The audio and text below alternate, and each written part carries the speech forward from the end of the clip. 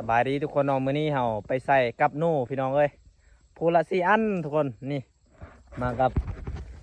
ล้านคนนี้เนาะน้องก็ว่าได้เนาะนี่เพิ่นกับเพิ่นเนาะเฮาบ่มีกับพี่น้องเอ้ยแบ่งคนละ4 อันเนาะว่าสิได้บ่มีแต่เบิ่งมืออื่นเนาะว่ามันสิได้บ่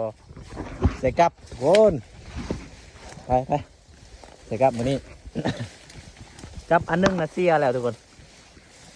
ตกอยู่ใส่บ่ฮู้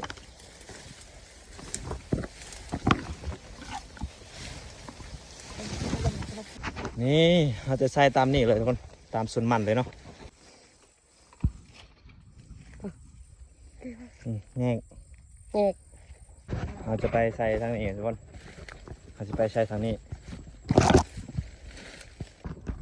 นี่พี่น้องเขาใส่บนนี้เลยพี่น้องเอ้ยเพราะว่าเขาเห็นห้อยเนาะ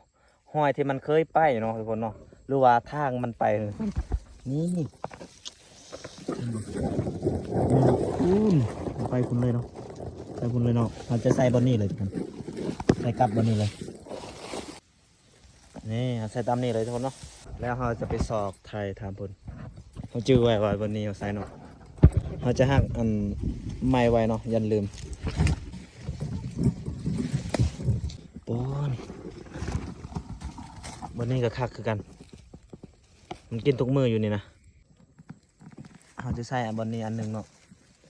ใส่ตามใจเลยนะบนได้เห็นมันกินเรากินใส่เลยเนาะนี่เนาะตอนนี้เขาใส่เป็นล่างที่2เลยเนาะนี่เขาใส่บนนี้เลยเนาะล่างที่2เลยเดี๋ยวตอนนี้ยังเหลือกับเขายัง2 อันทุกคนเพราะว่าเขามีกับ4 อันเนาะ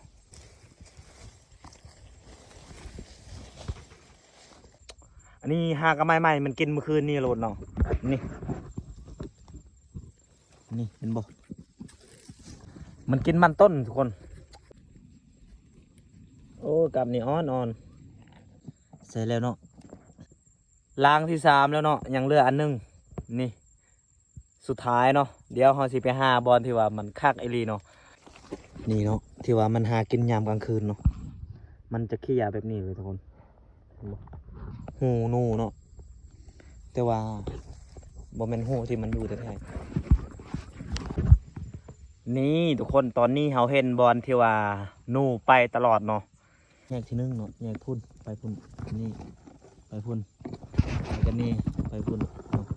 เขาจะใส่บอลกลางนี่เนาะใส่บอลกลางนี่เนาะทุกคนเนาะตอนนี้เขาใส่แล้วเนาะบอลที่ว่า3 แยกเนาะตอนนี้เขาสิกันมันเนาะ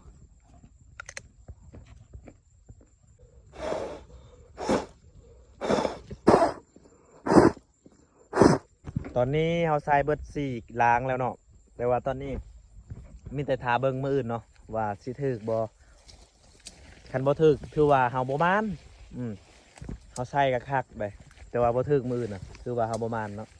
และตอนนี้เฮาสินำหมู่เฮาเนาะเพราะว่าหมู่เฮาก็ใส่กลับคือกันลาว4 ล้างเฮา4 ล้าง4 อันเนาะใส่กับนู่นะนี่ทุกคนถ้าบ่ได้หักใหม่ลืมมือเนาะนี่หมู่เฮาเนาะเป็นไงได้ใส่แล้วเนาะนี่เฮากลับแล้วทุกคนเด้อเพราะว่าเฮาใส่กลับอยู่นี่เนาะ มีแต่ท่าเบิ่งมืออื่นว่ามันสิตึกจากโตหรือว่ามันบ่ตึกกะมีแต่ท่าเบิ่งมืออื่นเนาะ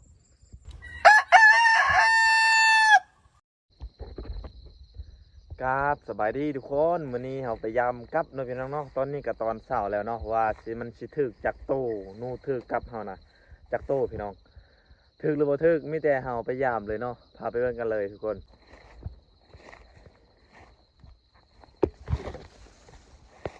ตึกแล้วทุกคนตัวหนึ่งแล้วทุกคนเห็นบ่หมดลายเลยทุกคนถึงตัวหนึ่งแล้วหมดกินนะเรื่องนี้หมดลายเสียดายเลยเนาะ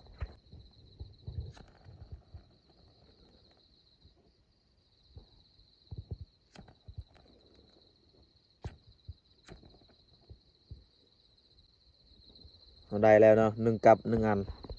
พาชิเบิงอันที่2อีกเนาะใส่อยู่นี่แหละโอ้ทุกคนถึงอีกแล้วทุกคนอันที่2นะถึงอีกแล้วทุกคนโอ้ตัวนี่ตัวอันนี้ยังบ่ได้ถึงยังเนาะบ่ได้หมดกินยังนี่ ม่านอยู่ทุกคนม่านอยู่เขาได้ซองโตแล้วพี่น้องซองกลับอ่ะซองโตแล้ว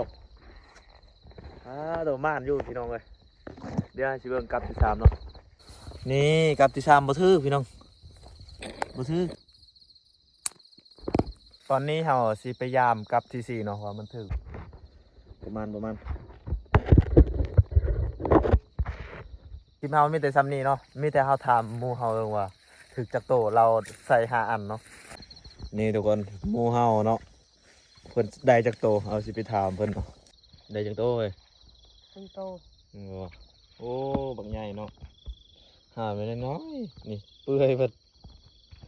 ไปกลับได้ซ้ำนี้ ต้มมาแล้วเนี่ย โอเคทุกคนตอนนี้เฮาก็สิกลับแล้วเนาะได้แต่3 โตเนาะกับ9 โต 9 อันเนาะได้แต่3 โต